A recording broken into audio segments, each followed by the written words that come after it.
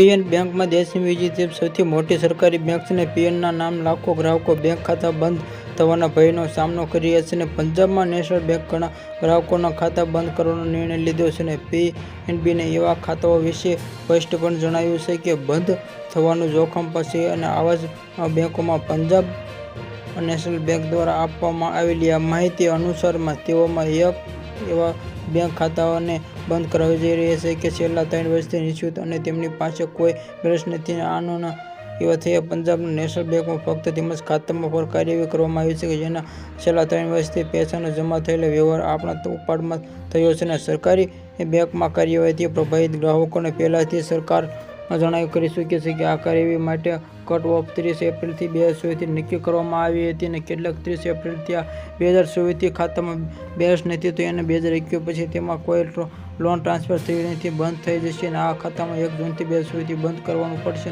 પંજાબમાં national bank આશરે 18 કરોડ ગ્રાહકો સાથે છે. એસબીઆઈ દેશની બીજી સૌથી મોટી જાહેર ક્ષેત્રમાં બેંક છે. દેશમાં આ 12,200થી વધુ શાખાઓ અને 13,000થી વધુ એટીએમ દ્વારા કરોડો લોકો ગ્રાહક સેવા પૂરી પાડી રહ્યા છે. ખાસ કરીને ગ્રામીણ બેંકિંગમાં પીએનબીનું યોગદાન મળતું હતું.